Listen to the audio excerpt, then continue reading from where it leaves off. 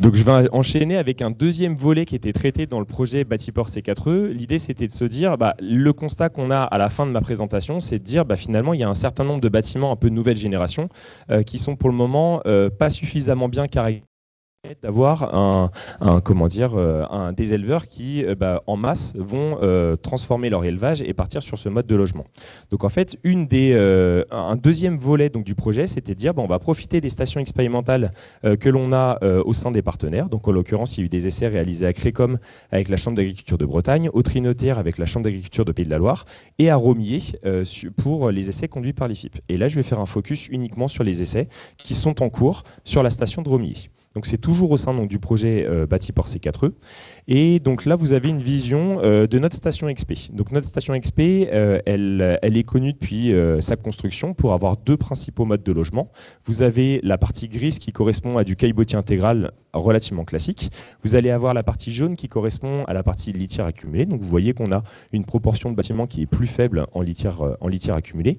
Et en fait, on a un nouveau bâtiment qui est arrivé donc, dans le cadre du projet Bâtiport C4E, le bâtiment vert que vous avez juste ici, qui correspond un peu à ces nouvelles générations de bâtiments dans lesquels on va avoir un bâtiment beaucoup plus ouvert et avec une diversité donc, de types de sol, de la litière accumulée, de la courette sur caillebotis donc intégrale, avec une conception qui est évolutive et qui permet de pouvoir modifier les types de sol, les taux de découverture de charpente, etc. etc.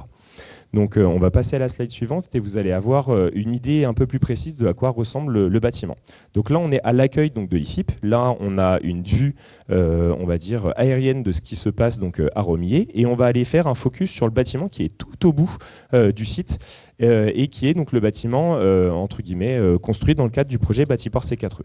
Donc au niveau de la toiture, vous voyez qu'on est reparti d'un bâtiment donc, existant. Et vous allez avoir donc, la courette qui est donc, sur la gauche qui a été construite à neuf. Et par contre, vous avez donc, le bâtiment existant où le bardage bois a été refait, où là, pour le coup, on repartait d'une coque bâtiment donc existante. Donc vous allez avoir une courette sur laquelle vous allez avoir la possibilité de modifier les types de sol, soit avoir du gisoir, soit avoir du caillebotis, possibilité de venir découvrir donc, la charpente si besoin. Et là, vous allez avoir une aire paillée donc, dans la zone intérieure, avec deux cases qui sont strictement identiques. Strictement identiques, pourquoi? C'est pour gagner en puissance statistique lorsque l'on fait donc, nos essais zootechniques et de pouvoir comparer finalement les différentes modalités qui peuvent être faites dans chacune des deux cases. Donc quand les cochons sont à l'intérieur, l'idée c'est d'avoir une zone de couchage matérialisée donc dans la zone intérieure.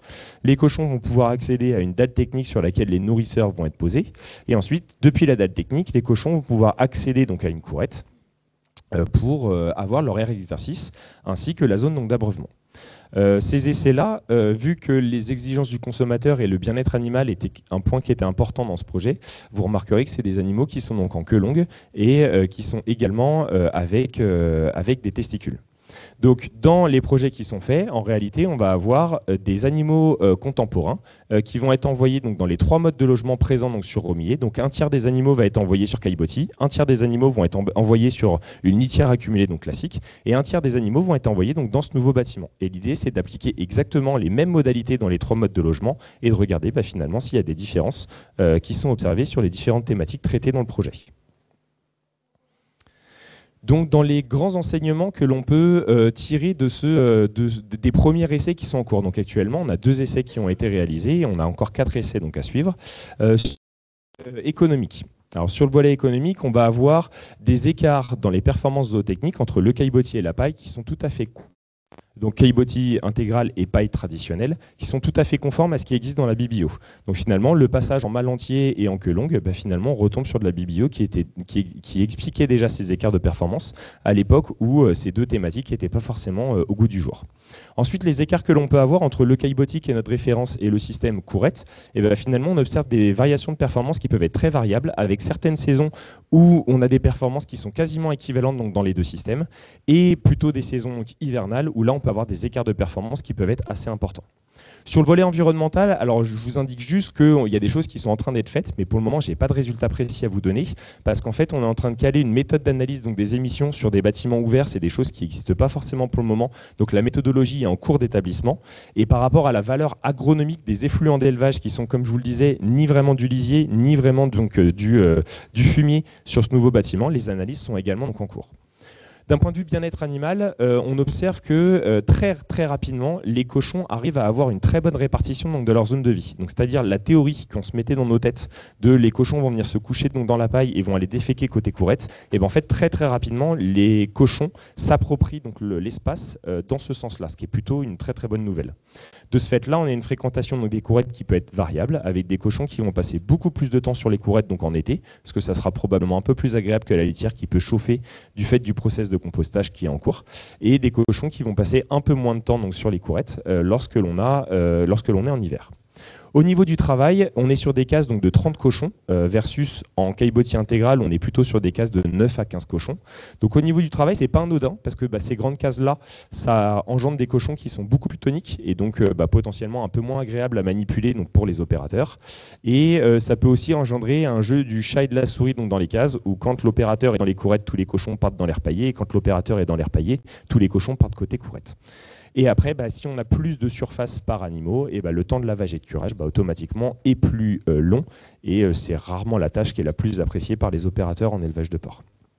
Donc si maintenant je vous fais un focus sur les premiers enseignements que l'on peut avoir, donc aussi bien les points positifs comme les points, on va dire, qui pourraient être corrigés donc à l'avenir.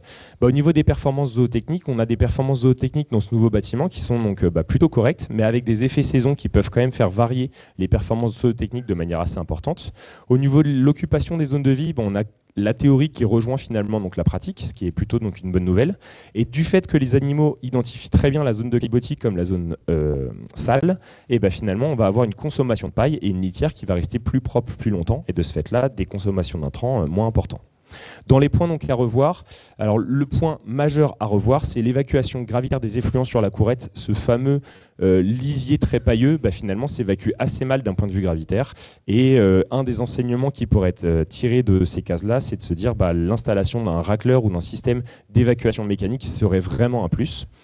Dans les points aussi à revoir, c'est on pourrait se dire que ces bâtiments-là qui sont très connectés bien-être animal, finalement, on se rend compte que la gestion des queues longues n'est pas si simple que ça dans ces systèmes-là, alors qu'on aurait pu s'attendre que finalement ça soit quelque chose qui soit très facile du fait de l'espace disponible, de la paille en quantité, etc. etc. La surveillance des animaux, j'en ai parlé donc juste avant, donc je ne vais pas revenir dessus. Et après, la propreté de la dalle technique, on observe que certains cochons vont avoir tendance à passer énormément de temps donc, sur la dalle technique et de ce fait-là à la salir. Et une fois que les salissures commencent à arriver sur la dalle technique, on peut observer finalement une salissure qui s'étend au fur et à mesure du temps et qui peut prendre de ce fait-là un peu plus de temps soit au lavage, soit à l'entretien du bâtiment d'une manière générale.